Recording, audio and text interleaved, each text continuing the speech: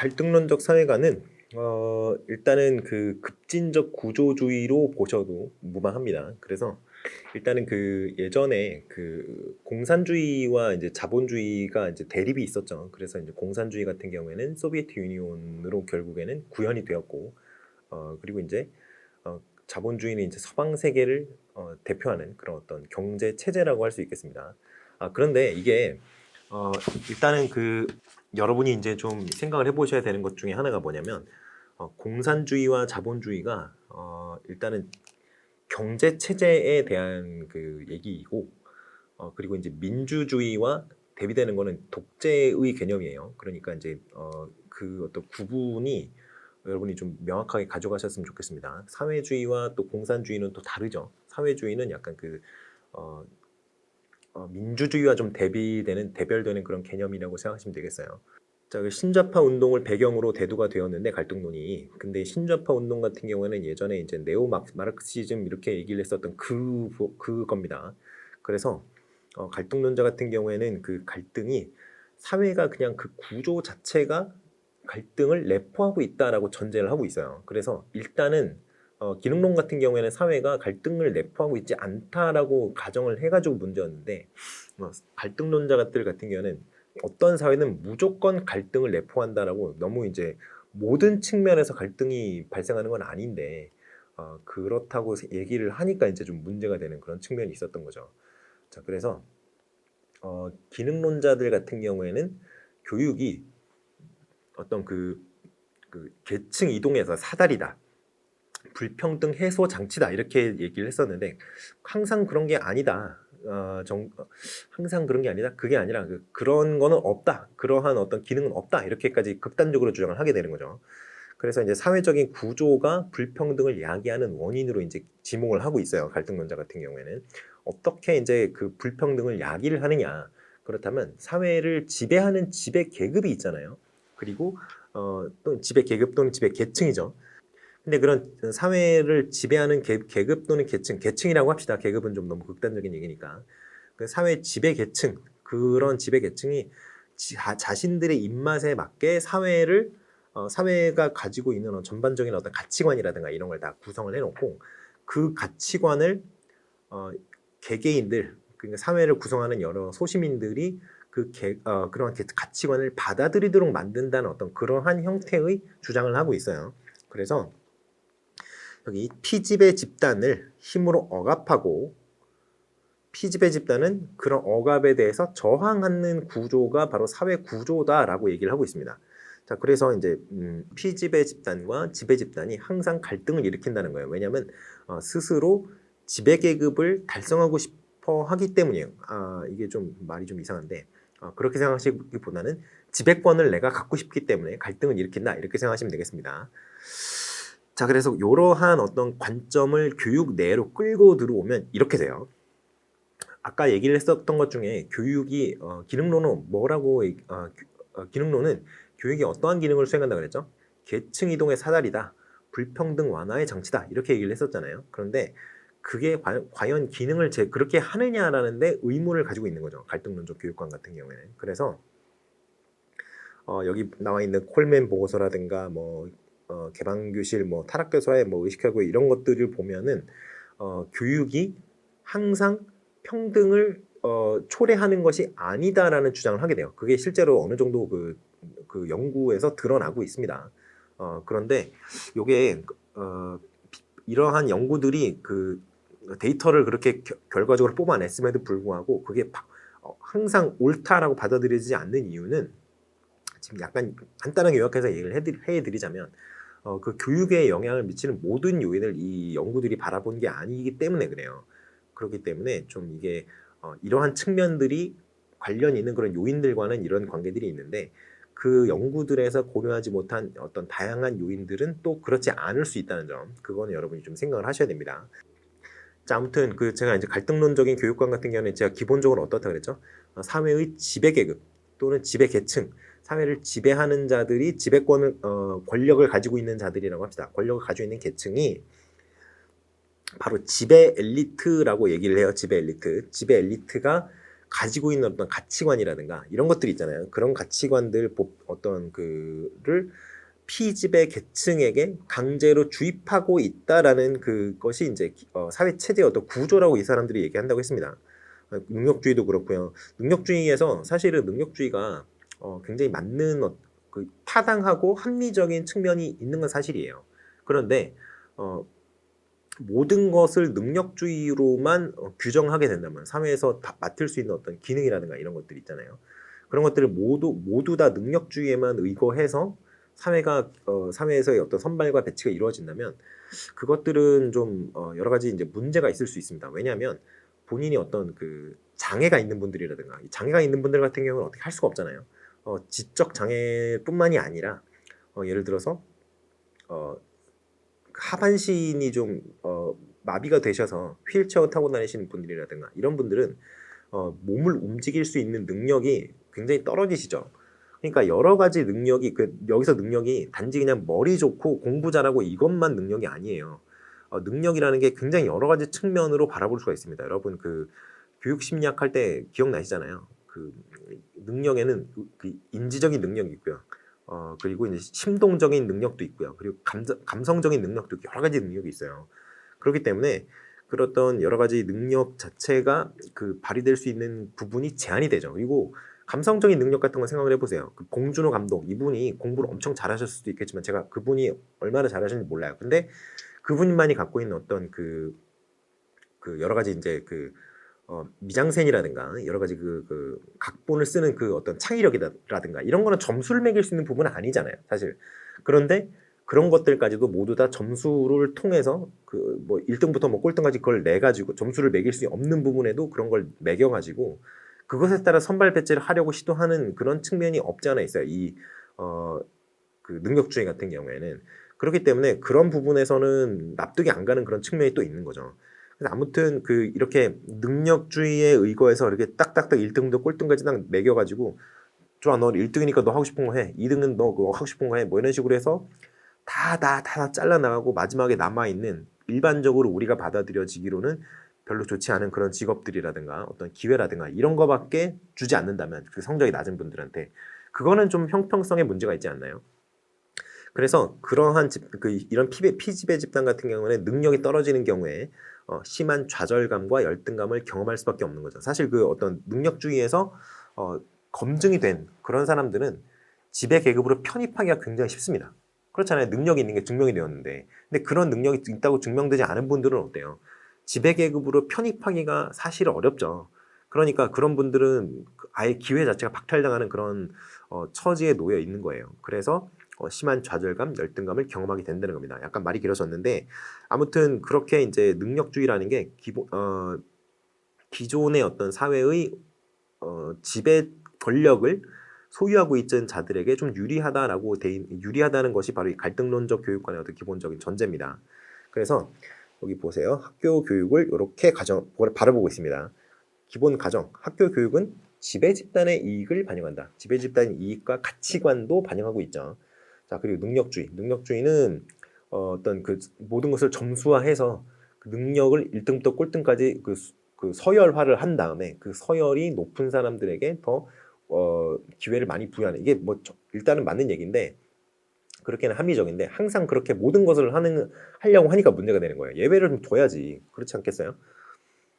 자, 그리고 학교, 지배 집단을 위해서 불평등한 위계 관계를 정당화하고 위계 관계를 정당화한다는 게 뭐냐면 학교 내부에서도 일반 학교 바깥의 사회에서의 어떤 지배 관계 그런 것들을 그냥 그대로 아이들에게 학습시킨다는 겁니다. 아이들이 그러한 관계에 그런 사회 구조에 적응하도록 만든다는 거예요.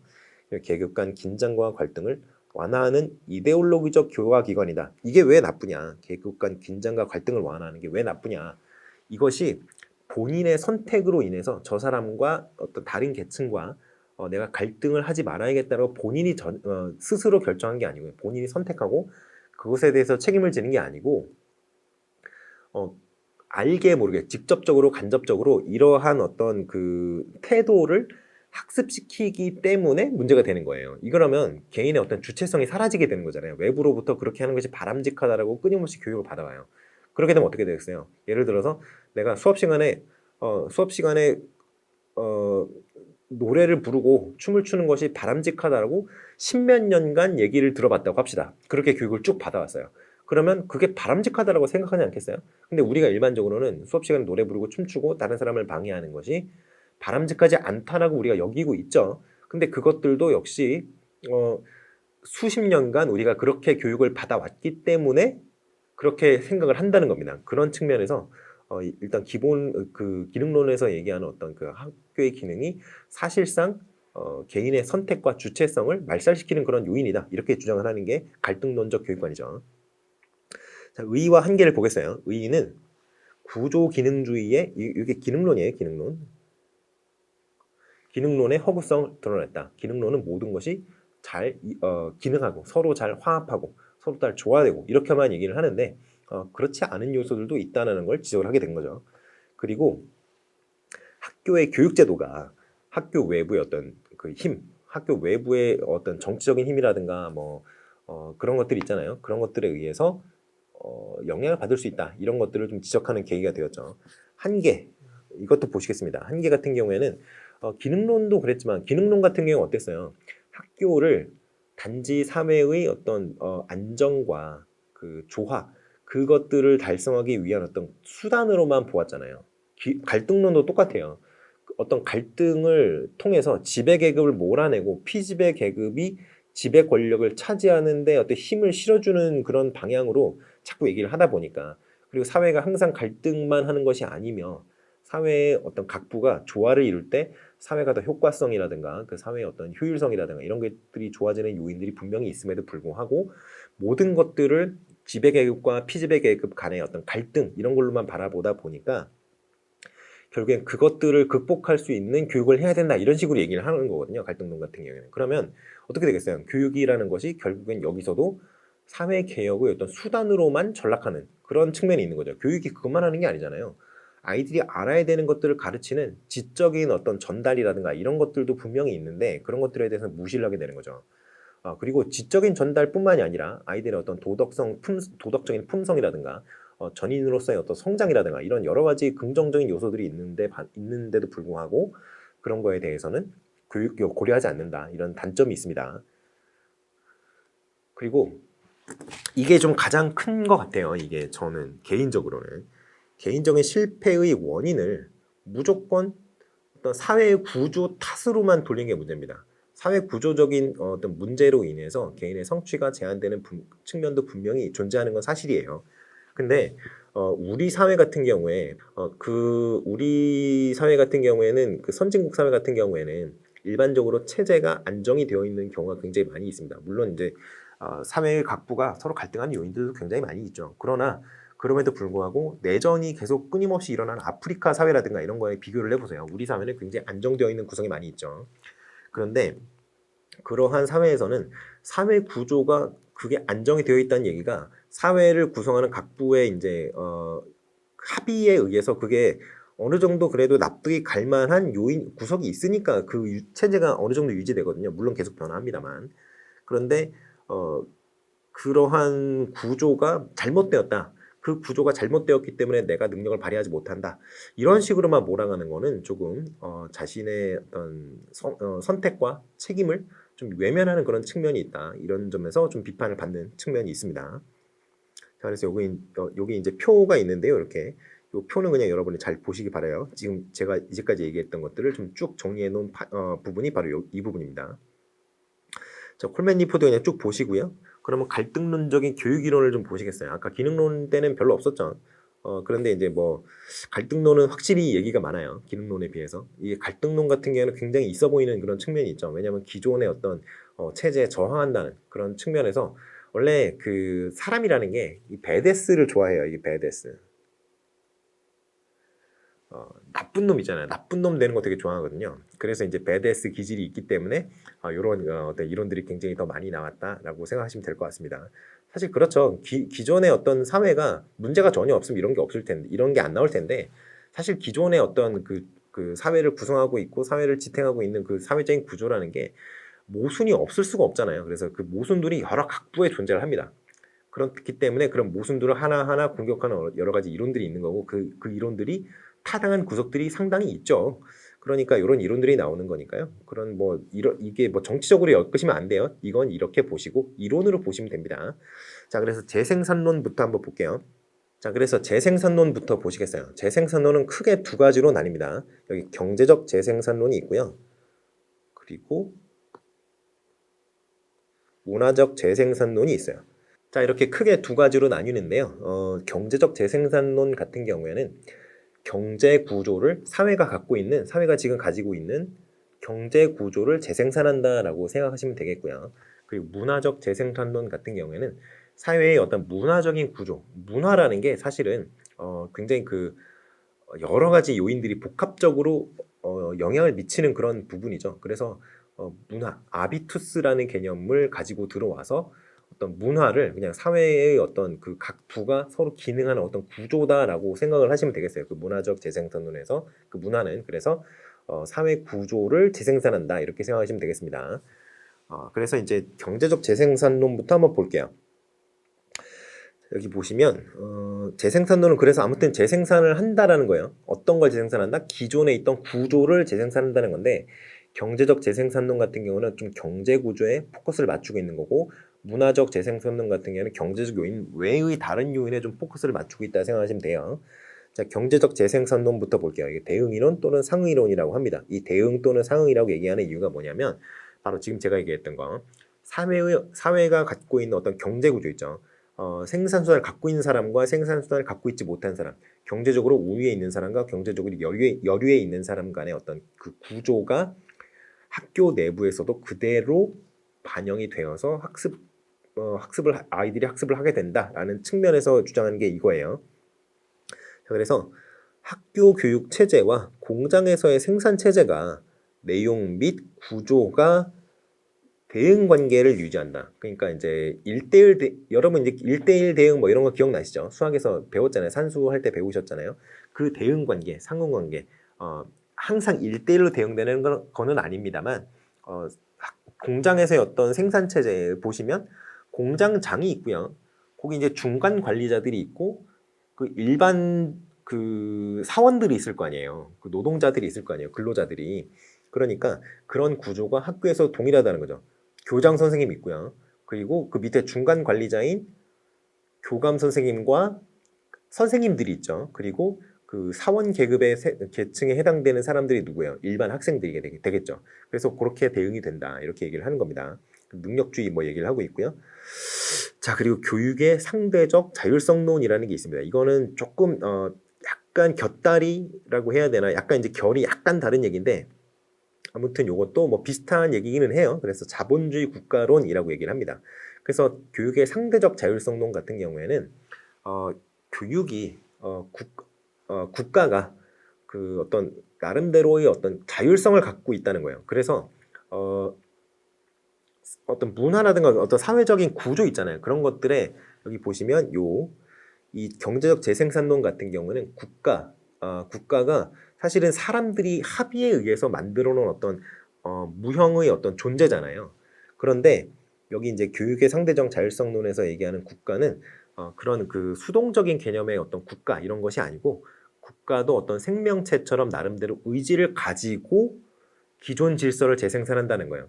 여기 그 경제적 재생산론에서의 그 국가는 그냥 수동적인 개념이에요. 그래서 그냥 어떤 그 조직 구조, 그 사회 구조가 그냥 재생산을 할 뿐이지 사회 구조의 상부를 차지하고 있는 사람들이 상부를 차지하고 있는 집단이 그 자기네 집단의 이익을 유지하기 위해서 그냥 재생산을 하고 있는 거라고 생각을 하는데 국가는 그런 거랑 관계없이 여기 교육의 상대적 자율성론에서는 국가가 그런 상부 집단, 하부 집단의 어떤 사회 구조랑은 별개로 국가 자체가 어떤 목적을 가지고 기존 질서를 재생산을 한다는 거예요. 그렇게 좀 생각을 하시면 되겠습니다. 크게 뭐 차이는 없는데 아무튼 사회 구성체가 이렇게 구성이 되어 있다고 보는 거죠. 토대가 있고요. 상부 구조가 있어요. 토대가 우리 그냥 아까 얘기했던 그냥 일반 시민들이에요. 일반 시민. 일반 피지배 계층. 그 상부 구조는 국가가 가지고 있는 기구들입니다. 그래서 이게 억압적 국가기구가 있고요. 이데올로기적 국가기구가 있어요. 억압적 국가기구 같은 경우에는 물리력을 행사할 수 있는 그런 기구입니다. 경찰이라든가 교도소라든가 이런 것들 있죠. 그런 것들이 이제 억압적 국가기구에 해당이 돼요. 우리 행정부 있죠. 정부가 우리 정부 얘기하잖아요. 정부를 이게 사실은 이게 우리가 이제 삼권 분립에 기반한 어떤 민주주의 사회에서 살고 있는데, 자유민주주의 사회에서 살고 있는데, 그래서 입법, 사법, 행정 이렇게 세 개의 어떤 큰 분류로 우리 국가가 이루어져 있잖아요. 우리 국가를 이끌어 나가는 어떤 정치 기구가 이 세 개의 영역으로 나뉘어 있잖아요. 근데 요 행정부의 줄임말이 정부예요. 그래서 입법부, 국회가 해당이 되죠. 사법부, 법무부잖아요. 그리고 이제 검찰 같은 경우에는 행정부 소속이에요. 다 아는 얘기인데 제가 떠들고 있는 걸 수도 있는데, 아무튼 여기 사법부는 법원입니다. 법원. 입법부는 국회고요.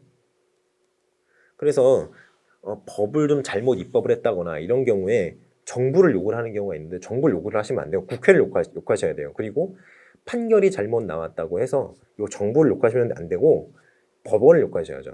그럼 뭔데 우리가 이제 전문가가 아니기 때문에 우리의 어떤 비전문가적인 어떤 측면에서 비전문가적인 어떤 관점에서 법원의 판단을 좀 이렇게 막 욕을 하고 이런 경우가 있는데, 국민의 법 감정이 이제 실제 법과는 좀 다른 경우가 굉장히 많이 있으니까. 근데 아무튼 욕을 할 때 판결이나 뭐 이런 것들 판단이 잘못 나온다면은 법원을 욕해야지 행정부를 욕하시면 안 된다는 거. 그리고 법이 잘못 만들어졌어요. 그러면 그거를 정부를 욕하시면 안 되고 국회를 욕하셔야 돼요. 그렇게 생각을 하셔야 됩니다. 아무튼 그런 것들이 이제 그중에 행정부, 행을 괄호를 한번 쳐보면 이게 정부예요. 이게 억압적 국가기구라는 거고요. 이데올로기적 국가기구라는 게 있습니다. 이게 바로 정치적인 기구, 법적 기구, 바로 입법부, 사법부입니다. 그래서 입법부와 사법부 같은 경우에는 법을 입법을 하고요. 그리고 사법부에서는 입법이 되어 있는 그런 여러 가지 규칙들이 있잖아요. 문서화된 규칙들, 공적인 지위를 획득한 어떤 그런 약속 있죠.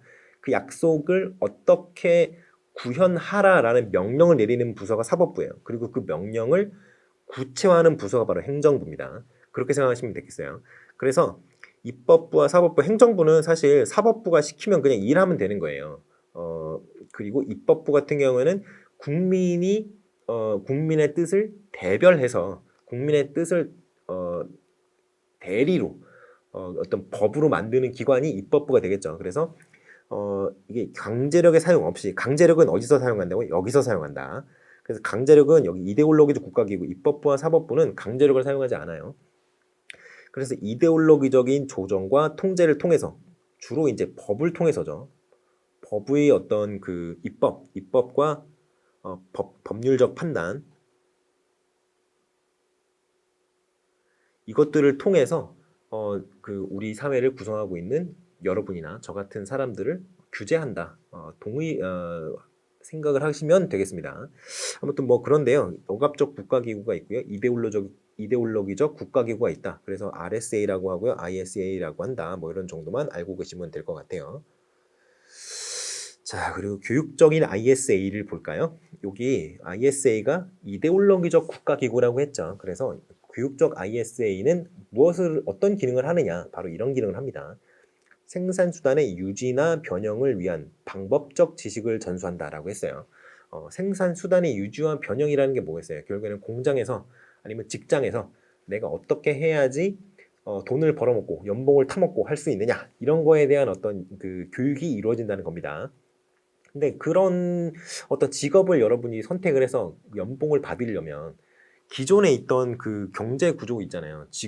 기업이라든가 여러분 같은 경우에는 이제 학교에 출근하시게 되겠지만, 아무튼 연봉, 내가 일을 하면 몇 시간을 일을 하면 연봉이 나온다, 이런 어떤 여러 가지 시스템 같은 것들이 있잖아요. 그 시스템에 적응을 해야지 되지 않겠어요? 그래서 그런 것들을 여러분이 학습을 하게 된다, 이런 측면으로 생각하시면 되겠어요. 그리고 이데올로기의 재생산을 통해서 지데올로기에 대한 피지배 계급의 능동적인 동의를 이끌어내는데 기여한다.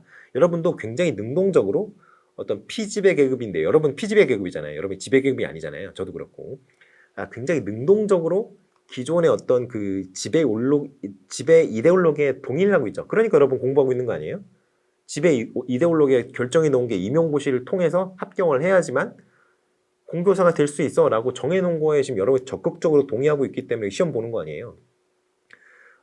여러분 아니 나는 할 게 없어서 이거밖에 길이 없어서 이렇게 생각할 수 있는 건데요.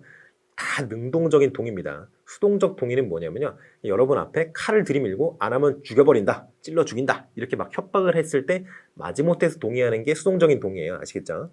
그래서 아무튼 자본주의 사회를 정당화한다 이렇게 생각하시면 되겠습니다. 그래서 가치와 규범, 태도 같은 것들을 학생들에게 전수한다 이렇게 생각하시면 되겠어요. 자, 여기 뭐 모순적 이데올로기에 순응하도록 함으로써 그 능동적으로 적응하게 하는 거 아까 얘기했던 그거예요. 비판점이 뭐냐면 이게 학교 교육이라는 게 굉장히 그 경제 구조에만 경제 구조 그 학교 바깥에 경제 구조에 대응되는 측면이 있죠. 분명히 있어요. 근데 그것만 있는 건 아니잖아요. 그런데 그거에 너무 한정지어서 학교 내부의 어떤 구조라든가 학교 내부에서 일어나는 교육이라든가 이런 것들을 너무 돈 이러면서 해석을 했다. 그러니까 좀 한계가 많이 있죠. 그래서 역사나 문화나 정치라든가 여러 가지 다른 측면들이 학교 교육에 미치는 영향들이 굉장히 큰데 그런 것들을 무시했다. 그리고 인간을 항상 기계적이고 항상 수동적인 존재야라고 해서 인간의 주체성이라든가 자율성이라든가 이런 거를 다 깡그리 무시했다. 그런 측면이 있습니다. 그리고 이제 이런 역동적인 관계, 역동적인 인간관계가 있죠. 그리고 선생님과 애들 사이에만 관계가 있는 게 아니잖아요.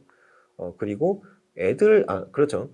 선생님과 애들 사이에만 인간관계가 있는 게 아니라 애들 사이에도 관계가 있을 수 있죠. 그래서 아이들 사이에서도 어떤 지배구조, 피지배구조 같은 게 나타나잖아요. 여러분 보셨잖아요. 보통 보면 싸움 잘하고 막 이런 애들이 좀 이렇게 억누르는 자기 하고 싶은 대로 하고 막 시키고 막 삥 뜯고 이런 거 가끔 보셨죠. 그리고 이제 나이를 먹을수록 공부 잘하는 애들은 잘 안 건드리게 되고 그런 어떤 구조를 보셨잖아요. 그런 것들을 다 간과했다는 게 이제 문제가 있는 거죠. 그럼 문화적 재생산으로 넘어갈게요. 자, 부르디에도 얘기를 했고요. 번스타인도 얘기했습니다. 둘이 같이 이론을 주장한 게 아니고요. 둘이 이론이 다르게 주장을 한 게 있어요. 자, 일단 문화적 재생산론의 개념은 자본주의 사회가 구조적인 모순과 불평등에도 불구하고 계속 유지가 되는 원인이 무엇이냐? 바로 문화적인 어떤 재생산, 그 계급 구조, 계층적인 어떤 구조, 사회의 어떤 지배, 피지배 계층 구조가 그 재생산이 되는 계속 자연스럽게 그 사회가 유지되고 있는 원동력이다 이렇게 얘기를 하는 겁니다. 자, 그래서 이제 상류층이라고 해야 되나요? 그 지배 계급이라고 해야 되나요? 사회를 이끌어오는 어떤 그런 사람들, 우리랑은 좀 다른 사람들이잖아요. 근데 그런 사람들의 가치관과 그런 사람들이 익숙한 어떤 문화적인 요소들, 예를 들어서 외국어라든가, 그리고 뭐 어떤 뭐 여러 가지 학문적인 어떤 그 백그라운드라든가 이런 것들을 절대선이라든가 우리가 추구해야만 마땅하게 생각할 수 있는 그런 것들로 정의를 해놓고 그것들을 교육하는 게 바로 학교라는 그런 주장을 하는 거죠. 그런데 그런 것들 상류 계층이 향유하는 그런 여러 가지 문화적인 요소잖아요. 그런데 상류 계층이 아닌 사람들은 원래 그걸 향유하지 않았겠죠. 그러니까 상류 계층 같은 경우는 원래 익숙하니까 그걸 잘 하는데 그 상류 계층이 아닌 사람들은 안 익숙하니까 그걸 잘 하지 못하겠죠. 결과적으로 성취도도 낮다는 거예요. 낮으니까 결과가 안 좋다. 이렇게 얘기하는 겁니다. 자, 그래서 이 문화적 재생산론이라고 하면서도 문화적 재생산론에서 재생산되는 게 자본이라고 얘기를 해요. 자본. 근데 경제적 재생산론에서 얘기하는 그 경제적인 자본만 얘기하는 게 아닙니다. 이거는 문화적 재생산론은 그 어떤 경제적인 요소에 대한 재생산뿐만이 아니라 다른 요인들도 자본으로 분류를 해요. 그래서 어떤 자본들이 재생산되느냐, 그 자본의 종류를 한번 알아보시겠어요? 자, 경제적 자본이 있습니다. 이거는 뭐 위에서 아까 우리 이제 그 경제적 재생산론에서 얘기했던 그거랑 똑같아요. 자, 그리고 사회적 자본, 상징적 자본, 문화적 자본이라고 또 있습니다. 사회적 자본은 연줄이에요, 연줄. 연줄. 인맥이나 연줄 이런 게 바로 사회적 자본입니다. 두 번째, 상징적 자본. 이거는 여기 그 경제적 자본과 사회적 자본이 있죠. 근데 우리가 보통 보면은요, 연줄이나 인맥이 많은 사람들 같은 경우에는 대체로 부자들이 많아요. 그렇죠. 그리고 부자가 아니라면 어떤 사회에서 전문가라든가 이렇게 사회 구성원으로부터 존경을 받는 어떤 그 지위에 있는 사람들 있죠. 대학 교수들 같은 그런 경우. 그런 경우에 연줄이 많죠. 근데 아까 제가 돈 많은 사람도 연줄이 많다고 했었죠. 그게 왜 그래요? 비즈니스를 하려면 연줄이 많아야 할 거 아니에요. 어떤 뭐 돈 벌 기회가 어디서 나타날지 어떻게 알아요? 그렇죠. 그러니까 이 경제적 자본과 사회적 자본으로 인해서 나타나는 어떤 위신, 명예, 뭐 존경 이런 것들 있죠. 위신, 명예, 존경, 어떤 명성 이런 것들이 바로 상징적 자본입니다. 이 상징적 자본이 뭐라고요? 경제적 자본과 사회적 자본이 결합하여 파생되는 그런 어떤 자본, 그게 바로 상징적 자본이 되겠습니다. 그럼 문화적 자본은 뭐냐? 이거는 계급적 가치가 부여됨으로써 자본의 역할을 수행하는 문화가 바로 문화적 자본이 되겠어요. 이게 여러 가지가 있습니다. 세 가지 정도가 있어요. 그래서 여기 보시면 아비투스적 문화자본, 아비투스 같은 경우에는 개인에게 아비투스가 뭐냐면 개인에게 내면화된 지각, 인지, 행위, 습성, 성향 뭐 이런 거, 교육이나 가정환경의 영향으로 형성되는 취향이나 심리적 태도.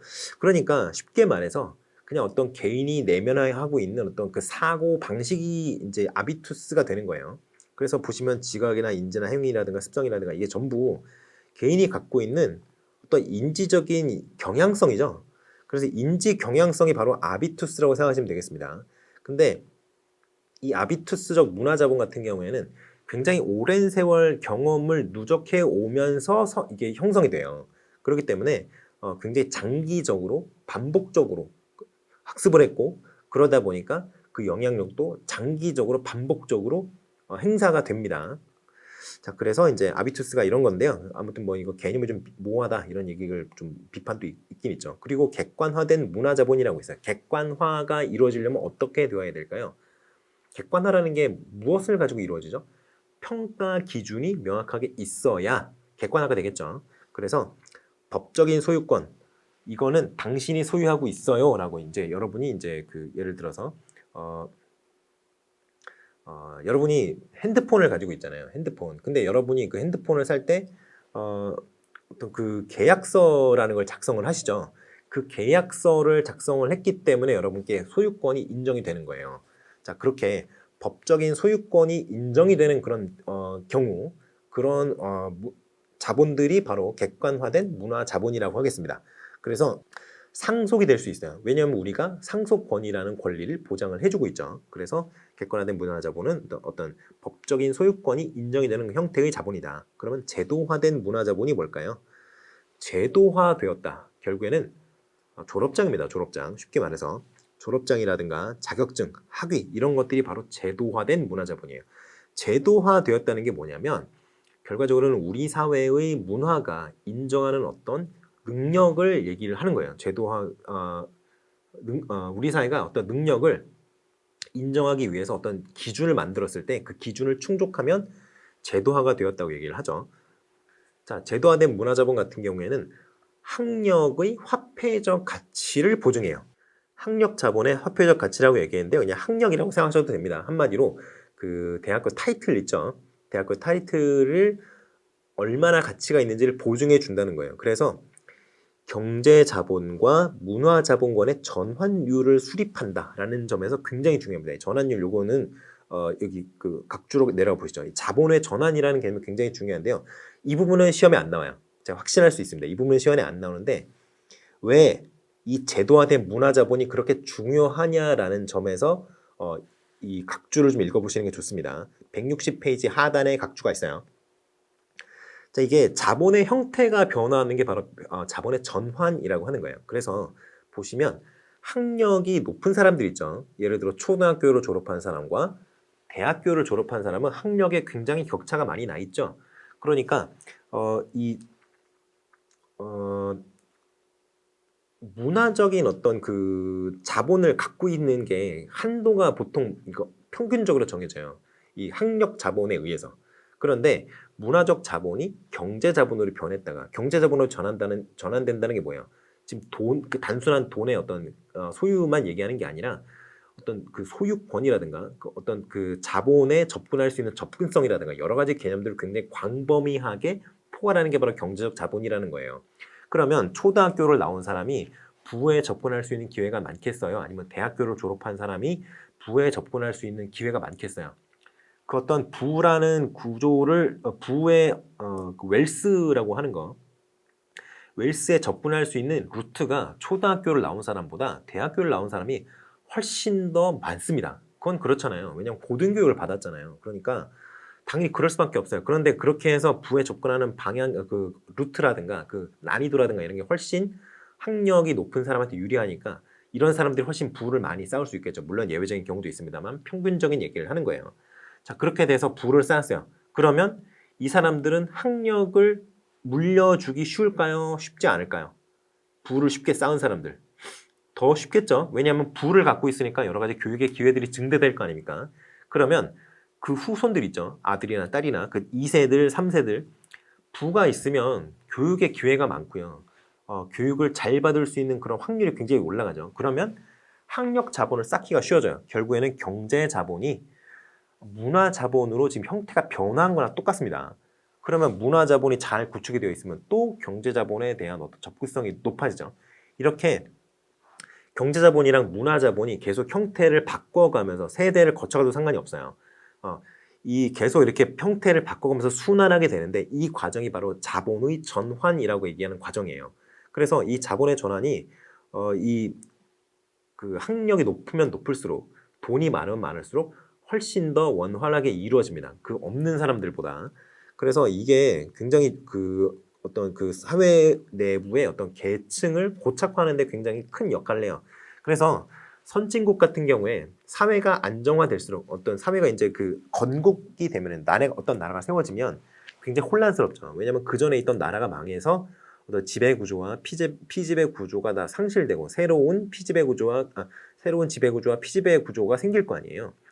그 과정에서는 굉장한 혼란이 일어나죠. 그런데 어느 정도 시간이 지나면서 사회가 안정화가 됩니다. 구조가 어느 정도 갖춰지게 돼요. 그렇게 안정화된 사회 같은 경우에는 지금 선진국이라고 얘기하는 그런 나라들, 뭐 미국이라든가 영국이라든가 뭐 프랑스 이런 뭐 독일 뭐 이런 나라들이 선진국이잖아요.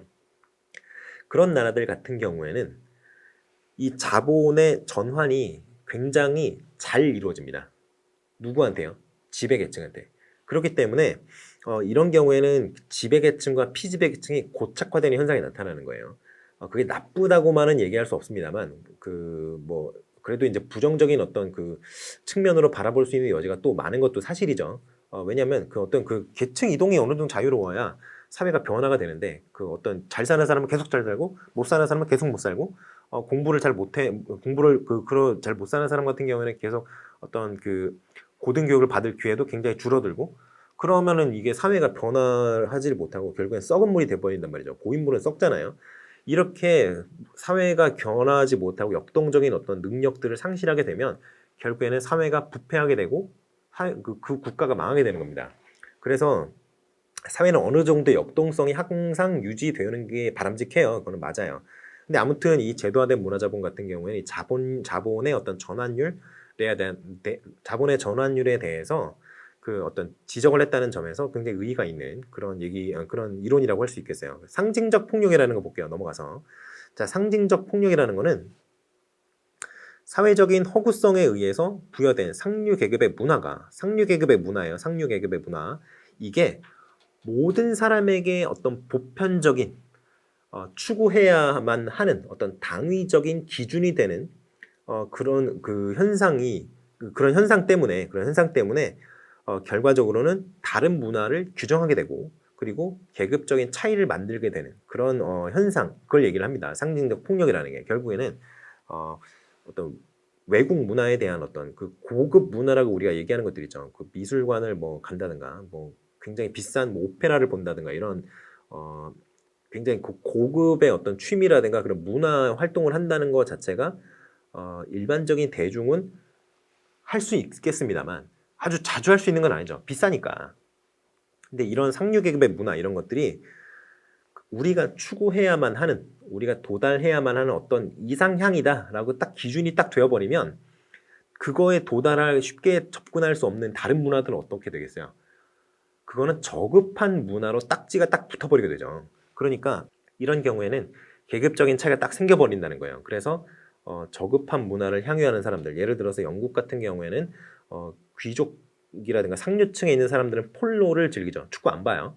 근데 노동자 계급은 축구를 많이 보는데 축구를 즐기는 어떤 그 노동자 계층, 근로자 계층 같은 경우에는 쪽수가 엄청 많죠.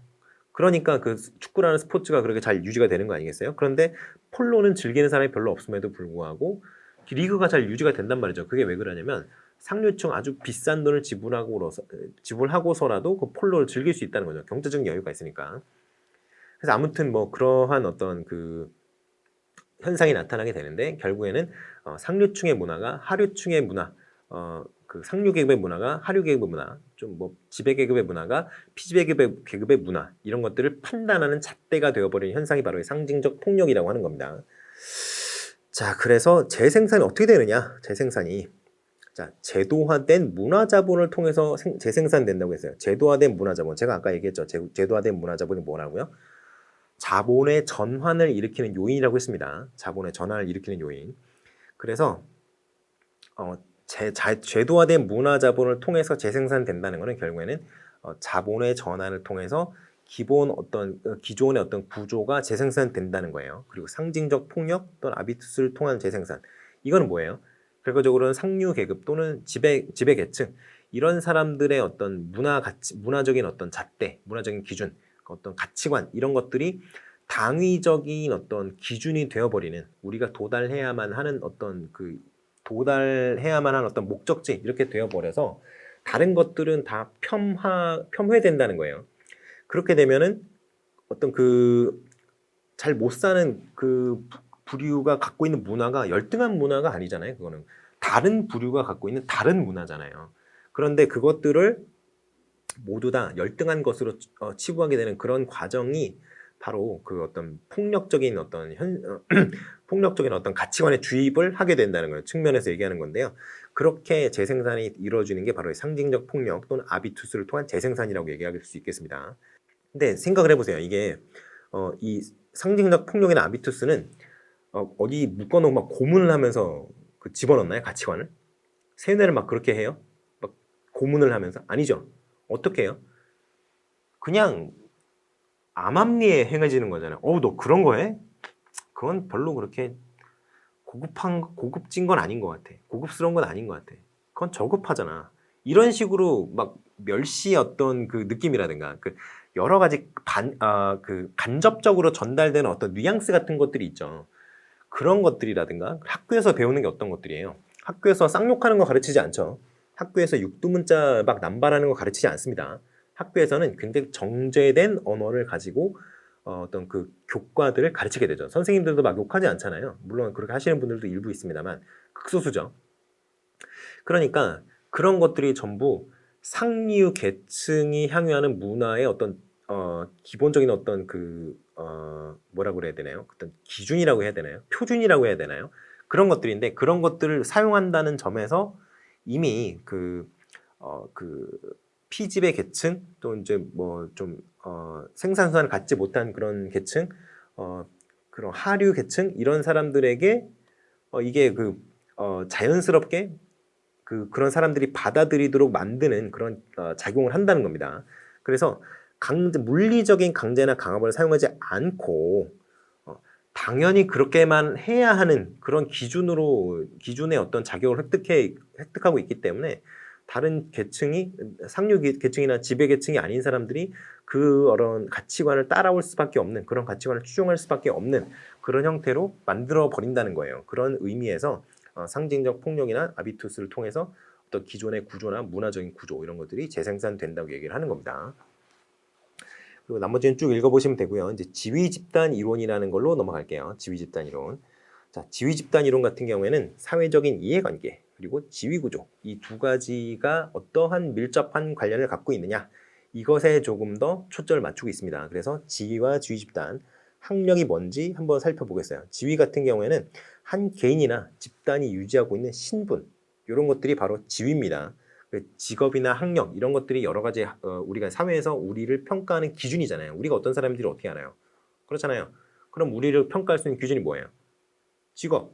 그렇죠. 선생님이 되면 굉장히 뭐 큰 존경을 받지 않더라도 일단 막대 먹은 사람이라는 생각은 안 하게 되죠. 선생님이 일단은 나쁜 직업은 아니에요. 인식상 뭐 엄청 막 전문직 이런 인식은 없지만 그래 막대 먹은 사람이라는 그런 인식은 안 받습니다.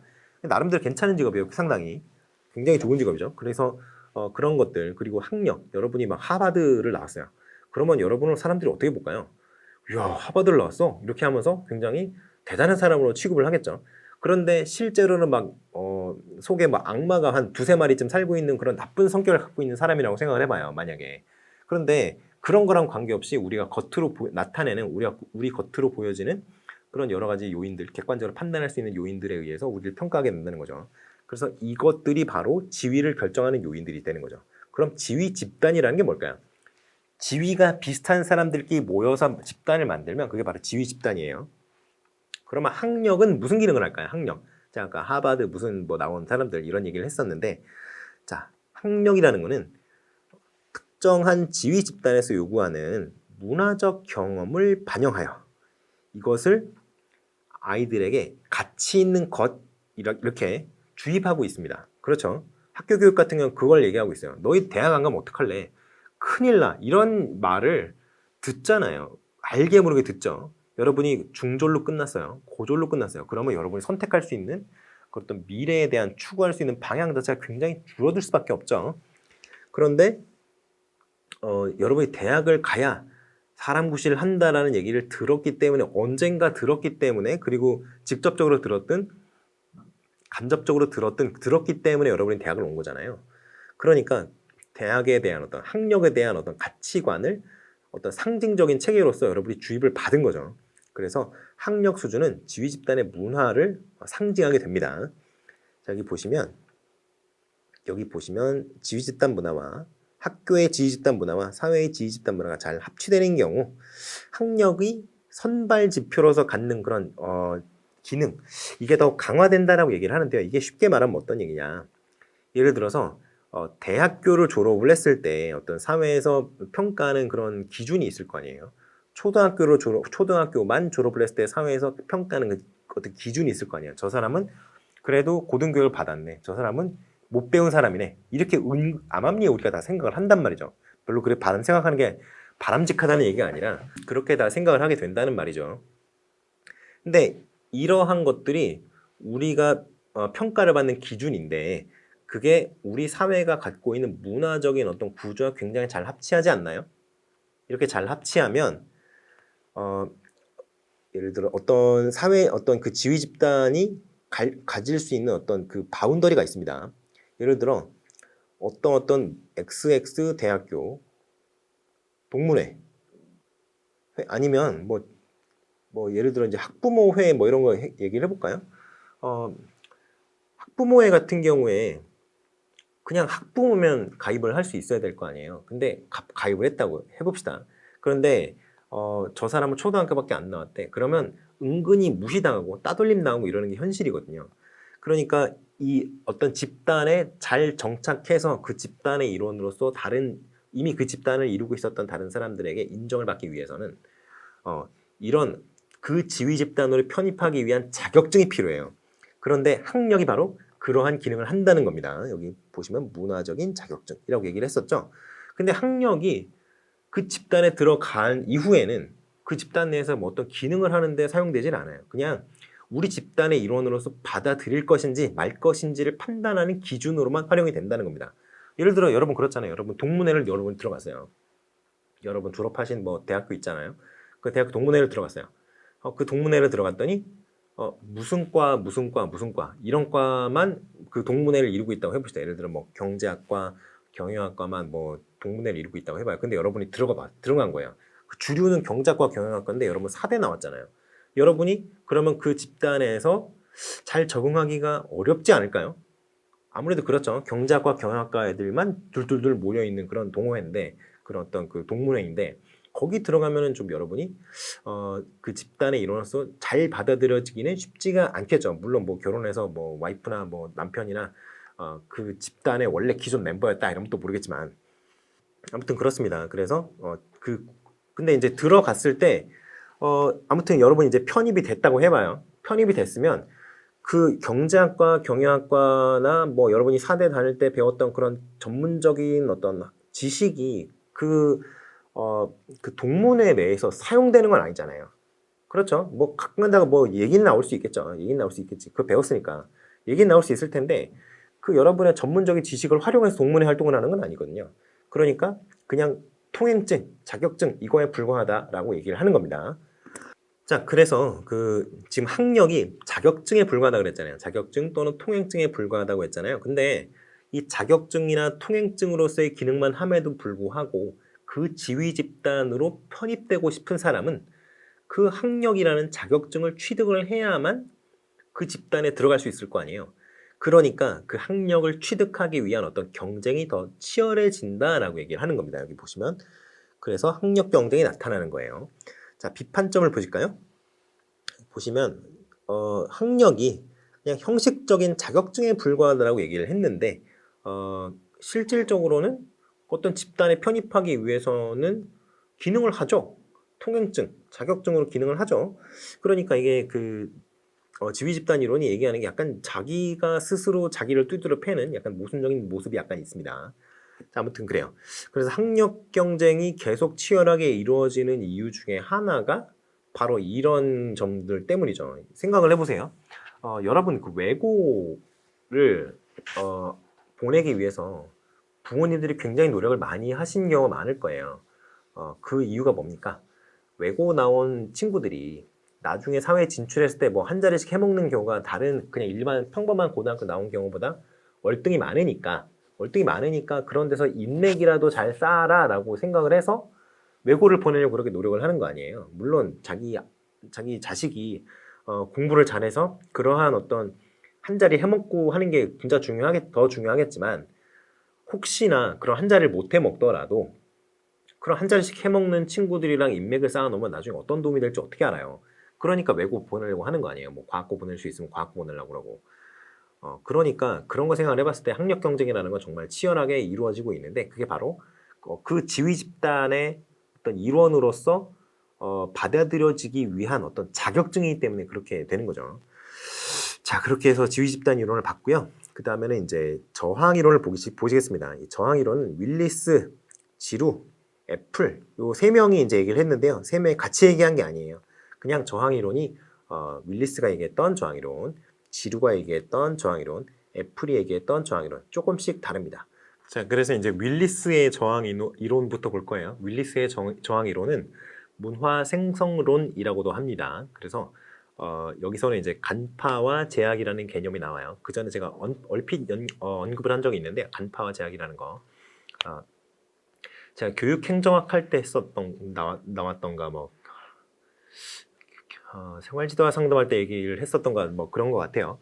아무튼 그 간파와 제약이라는 게 있습니다. 자, 간파는 자신이 어떠한 위치에 있는지 지금 사회 구조적으로 이 아이들도 다 안다는 거예요. 아이들도 다 아는데 내가 지금 사회적인 어떤 구조상 내가 인식하고 있는 사회적인 구조상 내가 어떠한 위치에 위치하고 있는지 어떠한 지점에 위치하고 있는지 이미 알고 있고요. 그리고 사회에서 제시하는 사회적인 어떤 신분 상승의 기회 있죠. 그 공부를 열심히 해서 좋은 대학에 가면 좋은 직업을 얻을 수 있다. 뭐 이런 것들이 있잖아요. 그런 것들이 실제로는 선생님들이 얘기하는 것만큼 평등하지 않고 사실은 불평등하게 그런 기회들이 배분되고 있다라는 것을 이미 알고 있는 그런 인식하는 그런 행위가 바로 간파가 되겠습니다. 자, 그럼 제약은 뭘까요? 제약은 일단은 이 저항 이론 같은 경우에는 그런 거를 많이 얘기를 해요. 그 노동자 계층 있잖아요. 공장 노동자라든가 광산 노동자라든가 이렇게 육체 노동을 하는 계층이랑 데스크워크, 화이트 칼라 있죠. 그 화이트 칼라와 블루 칼라를 대비해서 대조를 해서 그래서 이제 그 구별되고 육체 노동을 하는 그 부모님을 가지고 있는 아이들 있잖아요.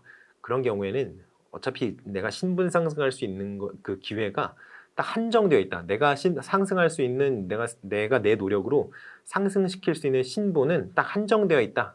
어느 제약이 있다. 이것을 간판하는 게 어떤 제약이라고 하겠습니다. 그래서 한계에 대한 간파가 확실한 의식으로 형태로 발전하지 못하고 중단되는 현상, 이것도 제약이라고 하고요. 성공에 있어서의 한계를 인식하는 행위도 제약이라고 합니다. 그래서 이게 보통 보면은 다른 임용고시 교육학 책에도 보면 굉장히 애매하게 써져 있는데요. 저는 조금 이거 확실하게 좀 얘기를 해드릴게요. 자, 자신의 신분 상승 자체가, 신분 상승이라는 그 자체가, 미래에 자신의 신분 상승할 수 있는 거, 그 신분 상승 자체가 좀 제약이 된다는 데에 대해서, 한계가 있다는 데 대해서 제대로 인식 자체를 못하는 것도 제약이라고 하고요. 그리고 그러한 어떤 신분 상승 기회가 실제로 어떤 한계를 가지고 있는 그 현상 자체도 제약이라고 합니다. 두 개 다 제약이라고 해요. 자, 그렇게 생각하시면 되겠습니다. 자, 그렇게 보고 넘어가시면 될 것 같고요. 자, 그럼 지루의 저항 이론을 볼게요. 윌리스의 저항 이론 같은 경우에는 간파와 제약이라는 어떤 개념을 제시하는 데서는 굉장히 의미가 있었어요. 그런데 거기서 끝납니다. 지루는 거기서 조금 더 발전을 해요. 그래서 그렇게 알고 있으면 뭐 하느냐? 결국에는 그러한 사회 구조가 불공평하다, 불공정하다 이러한 걸 알았으면 거기에 대해서 저항해야 되는 거 아니냐라는 측면으로 조금 더 실천적인 방향으로 발전시킨 이론이 바로 지루의 저항 이론입니다. 그래서 적극적인 거부라든가 비판이라든가 저항 이런 것들을 강조했어요. 자, 그래서 이제 쭉쭉 뭐 읽어보시면 알겠는데 여기 보시면 학교 교육이 새로운 사회를 창출하는데 중요한 역할을 수행할 수 있다라는 거죠. 어떻게 하냐? 바로 아이들에게 비판의식을 가르침으로써 아이들이 비판의식을 갖고 자라날 수 있도록 어떤 교육의 비판의식이라는 것을 접목시킴으로써 그러한 작업이 가능하다. 이렇게 얘기를 하는 겁니다. 자, 보시면 일탈행위 있잖아요. 일탈행위. 이게 사회 구조적인 불평등 때문에 일어난다라고 생각하는 거예요. 아까 간파와 제약이라는 게 있다 그랬죠. 간파와 제약이라는 걸 잘하는 아이들 같은 거 생각을 해보세요. 자, 그러면은 이 친구들은 어차피 미래가 그렇게까지 장밋빛이 아니라는 걸 이미 알고 있어요. 알고 있죠. 그러면 어떻게 되겠어요? 비뚤어지겠죠. 열심히 해서 뭔가 내가 성과를 얻어낸다면 나도 굉장히 좋은 직업을 가질 수 있고 상류층으로 올라갈 수 있을 거다라고 생각하는 아이들이 많은 말수록 그런 말썽 부리는 친구들이 없을 텐데 이미 자신의 한계를 다 명확한 거예요. 그 친구들이 보기에는, 아이들이 보기에는. 그럼 어떻게 되겠어요? 그냥 나는 적당히만 하면 돼 라고 해서 비뚤어지겠죠. 그런 어떤 것들이 바로 일탈로 나타난다는 겁니다. 의식화 교육을 통해서 어떤 현실 참여적인 실천을 해야 된다라고 해서 아까 여기서 얘기했었죠. 적극적인 거부라든가 비판이라든가 저항. 이게 무엇을 향해서 적극적 거부, 비판, 저항이라고 했죠? 기존의 어떤 불평등한 사회 구조, 기존의 어떤 학생들을 억누르는 제약하는 그런 어떤 불평등한 구조, 이것들에 대해서 적극적 거부, 비판, 저항을 한다는 걸 강조한다 그랬어요. 자, 그래서 그러한 적극적 거부라든가 비판이라든가 어떤 저항, 이것이 무엇으로 나타나느냐? 바로 이 현실 참여적 실천으로 나타난다는 겁니다. 이걸 프락시스라고 하는데요. 요거를 여기 보시면 프랙티스로 번역한 책들이 있어요. 프랙티스로 번역한 책들이 있는데 이거는 프로세스로 번역하는 것이 조금 더 정확합니다. 근데 이게 프랙티스로 번역될 수 있는 여지가 있는 그런 이론들이 있고요. 프로세스로 번역되는 것이 좀 더 정확한 그런 이론들이 있어요. 이게 둘 다 맞습니다. 둘 다 맞아요. 근데 영역별로 좀 구분이 나뉘죠. 주로 보면은 이 프랙티스로 해석이 되는 그런 이론들 같은 경우에는 칼 마르크스의 이론에서부터 출발한 이론들 같은 경우에 그러니까 갈등론적 이론 같은 경우에 좀 이렇게 프랙티스로 해석되는 여지가 굉장히 많고요. 그렇지 않은 경우에는 좀 프로세스로 이해되는 경우가 굉장히 많습니다. 그러니까 여러분 가지고 있는 책 중에 이거 프락시스를 프랙티스로 번역한다라고 얘기를 해놓은 책이 있으면 그거는 확실치 않은 얘기예요. 이거는 프로세스로도 번역하는 것이 더 맞다는 의견이 스탠포드 철학 대백과 사전에 나와 있습니다. 그래서 이런 얘기는 이제 애매한 얘기잖아요. 그래서 요거는 프랙티스로 번역하느냐, 프로세스로 번역하느냐 이런 얘기는 이제 출제되지는 않을 겁니다. 근데 아무튼 뭐 그렇다 이 정도 알고 계시면 되겠고요. 대학교에 이제 철학과 선생님들 계시죠. 철학과 선생님들 계실 거 아니에요. 그 철학과 선생님들도 자기가 전공한 분야 말고는 잘 모르기 때문에 어디서 찾아보느냐? 요 스탠포드 철학 대백과 사전이 있습니다. 스탠포드 철학 대백과 사전 철학백과사전 여기 찾아보시거든요. 근데 여기에서 프랙시스를 프랙티스로 번역하는 게 있고 프로세스로 번역하는 게 있다고 명확하게 설명을 하고 있어요. 그렇게 보시면 되겠습니다. 그래서 저항을 해서 뭘 하려고 저항을 하느냐? 저항을 하는 거 이유가 있어야 저항을 할 거 아니에요. 그냥 무의미하게 저항하는 거는 아무런 생산성이 없죠. 그래서 뭐 때문에 저항을 하느냐? 그러면 기존의 어떤 구조가 나의 어떤 미래를 결과적으로 제약하기 때문에 저항을 하는데 그럼 그 저항을 통해서 뭘 얻고자 하느냐라는 거죠. 결과적으로는 그러한 어떤 사회 불평등하고 불공정한 어떤 사회적 구조의 어떤 타파 이것을 위해서 집단 정치 투쟁까지 이어지기 위해서 저항을 한다는 거죠. 그게 될지 안 될지는 모르겠지만 아무튼 안 할 수는 없잖아요. 그런 차원이라고 생각하시면 되겠습니다.